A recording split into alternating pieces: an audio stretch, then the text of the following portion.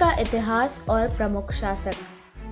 भारतीय लोक साहित्य के अनुसार दिल्ली एक शानदार और भव्य जगह इंद्रप्रस्थ थी। इंद्रप्रस्थ भारतीय ग्रंथ महाभारत के अनुसार 3500 ईसा पूर्व पांडवों की राजधानी थी। ये 5 प्रस्थों सेनापति, पानीपत, तिलपत और बागपत में से एक थी। हिंदू ग्रंथों के अनुसार दिल्ली को हस्तिनापुर कहते हैं। 16वीं सदी के पारसी इतिहासकार के अनुसार दिल्ली को यूनानी आक्रमणों से पूर्व राजा ढीलू ने खोजा था और इन्हीं के नाम पर दिल्ली का नाम पहले दिल्ली का रखा गया था। स्वामी दयानंद के सत्यार्थ प्रकाश में भी पुरानी दिल्ली की खोज का श्रेय राजा ढीलू को बताया गया है। बाकी किसी भी ग्रंथ में इसका जिक्र नहीं है।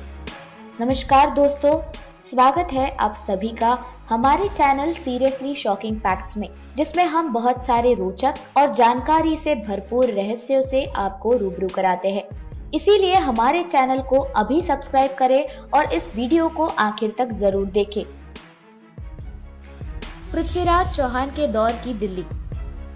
दिल्ली भारत के 7 मध्ययुगीन बस्तियों में सबसे पहली बस्ती थी, जिसे योगिनीपुरा कहते थे। 12वीं सदी में दिल्ली पृथ्वीराज चौहान के उपनिवेश थी। अपभ्रमणशाला के लेखक विभुत श्रीधर ने सबसे पहले दिल्ली के नाम का व्याख्यान किया। तोमर वंश ने 736 ईस्वी में लालकोट की खोज की।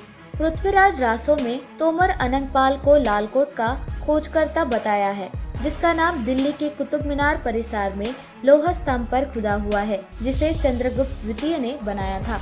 दिल्ली सल्तनत का उदय। अजमेर के चौहान राजाओं ने 1180 में लालकोट पर कब्जा कर लिया और इसका नाम किला राय पिथौरा कर दिया। किला राय पिथौरा के संग्रहालय और दीवारों के प्राचीन अवशेषों के अनुसार दिल्ली के इस पहले नगर को 10वीं सदी के पृथ्वीराज चौहान ने खोजा था। चौहान राजा पृथ्वीराज तृतीय ने 1192 में मुस्लिम आक्रमणकारी मोहम्मद गौरी को हराया था। 1206 में दिल्ली गुलाम वंश की राजधानी बनी। दिल्ली का पहला सुल्तान कुतुबुद्दीन ऐबक एक गुलाम था, जिसने अपने पद को बढ़ाते हुए पहले सेनापति, फिर क्षत्रप और फिर दिल्ली का सुल्तान बना। कुतुबुद्दीन ऐबक ने अपनी जीत का उत्सव मनाने के लिए कुतुब मीनार का निर्माण शुरू करवा दिया था, लेकिन उसके पूरा होने से पहले ही उसकी मौत हो गई। कुतुब परिसर में उसने कुवत अल इस्लाम का निर्माण करवाया, जो मौजूदा मस्जिदों में सबसे पुरानी है। ऐसा भी कहा जाता है कि उसने कुतुब परिसर में बने 27 जैन मंदिरों को तुड़वाया था और उस मलबे में निकले उत्कृष्ट नक्काशीदार स्तंभों और निर्माण सामग्री से मस्जिद का निर्माण करवाया, जिसे आप आज भी देख सकते हैं। गुलाम वंश के अंत के बाद खिलजी वंश, तुगलक वंश, सैयद वंश और लोदी वंश ने मध्ययुगीन दौर में अपनी शक्ति बढ़ाई और दिल्ली में कई किले और बस्तियां बनवाई।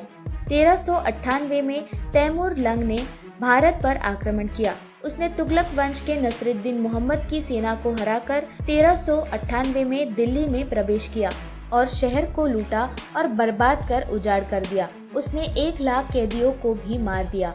मुगल वंश का दिल्ली पर था बोलबाला। 1526 में पानीपत के प्रथम युद्ध में फरगाना के पूर्व शासक बाबर ने लोदी वंश के अंतिम शासक अफगान लोदी को हरा दिया और मुगल वंश की स्थापना की, जिसने दिल्ली, आगरा और लाहौर पर राज किया। 16वीं सदी के मध्य में मुगलों के शासन में एक व्यवधान आया, जिसमें शेरशाह सूरी ने बाबर के बेटे हुमायूं को हरा दिया और उसे फारस भाग जाने को बाध्य किया। शेरशाह सूरी ने दिल्ली के छठे नगर पुराना किला का निर्माण करवाया। शेरशाह सूरी की मौत के बाद 1545 में उसके पुत्र इस्लाम शाह ने उत्तरी भारत से दिल्ली तक की बागडोर संभाली। इस्लाम शाह ने 1533 तक दिल्ली पर राज किया और उस समय सूरी वंश का सेनापति हिंदू राजा हेमचंद्र विक्रमादित्य उर्फ हेमू था। हेमू ने विद्रोहियों के खिलाफ लगातार 22 लड़ाइयाँ जीती और 2 बार अकबर की सेना को हराया। अकबर की सेना को हराकर 1556 में हेमू दिल्ली के सिंहासन पर बैठ गया और कुछ समय के लिए उत्तर भारत में हिंदू राज स्थापित किया। उसे विक्रमादित्य की उपाधि मिली और पुराना किला पर उसका राज्याभिषेक हुआ। अब अकबर ने अपनी किस्मत खराब होने के कारण राजधानी आगरा बना दी। 17वीं सदी में मुगल बादशाह शाहजहां ने शाहजहानाबाद नगर का निर्माण करवाया, जिसे वर्तमान में पुरानी दिल्ली यानी कि ओल्ड दिल्ली कहते हैं। इस शहर में उसने लाल किला और जामा मस्जिद बनवाई। जब शाहजहां ने आगरा से फिर अपनी राजधानी स्थानांतरित की तो इस बार पुरानी दिल्ली को अपनी राजधानी बनाया। 1658 में औरंगजेब ने शालीमार बाग बनवाया। 1680 के बाद मुगल साम्राज्य का प्रभाव कम होता गया और हिंदू मराठा तीव्र गति से अपना साम्राज्य फैला रहे थे। 1739 में मुगलों के युद्ध में भारी हार के कारण फारस के नादिर शाह ने दिल्ली पर कब्जा कर उसको लूट लिया। वो धन दौलत के साथ कोहिनूर को भी ले गया। मुगल बादशाह मोहम्मद शाह प्रथम ने नादिर शाह से लूटी हुई धन दौलत छीन ली और उसे भारत छोड़ने को मजबूर कर दिया। मुगल अब इतने कमजोर हो गए कि फिर कभी शासन नहीं कर पाए। 1757 में अब्दाली ने भारत पर आक्रमण किया और दिल्ली का शासन नजीब-उद-दौला को देकर अफगानिस्तान चला गया। मराठों ने नाजिब को हराकर दिल्ली पर कब्जा कर लिया।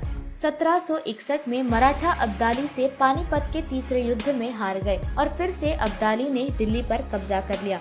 मराठा प्रभुत्व के उत्तर भारत में खत्म होने के 10 वर्ष बाद महादजी शिंदे के नेतृत्व में फिर से मराठों ने दिल्ली पर कब्जा कर लिया और मुगल राजा शाह आलम द्वितीय को 1772 में सिंहासन पर बिठाया। ईस्ट इंडिया कंपनी का दिल्ली पर राज। 1803 में दूसरे अंग्रेज मराठा युद्ध में ईस्ट इंडिया कंपनी ने मराठा सेना को दिल्ली की लड़ाई में हरा दिया और दिल्ली से मराठा शासन खत्म हो गया। परिणाम स्वरूप दिल्ली अब ब्रिटिश ईस्ट इंडिया कंपनी के कब्जे में आ गया। 1857 के विद्रोह के बाद दिल्ली की सत्ता सीधे ब्रिटिश सरकार के हाथ में आ गई। 1857 की क्रांति में दिल्ली में काफी क्षति हुई, जिसके बाद नाम मात्र के मुगल बादशाह बहादुर शाह जाफर को रंगून भेज दिया और बाकी बची मुगल प्रदेश को ब्रिटिश सरकार का हिस्सा बना दिया। आजादी के बाद दिल्ली में फहराया गया तिरंगा।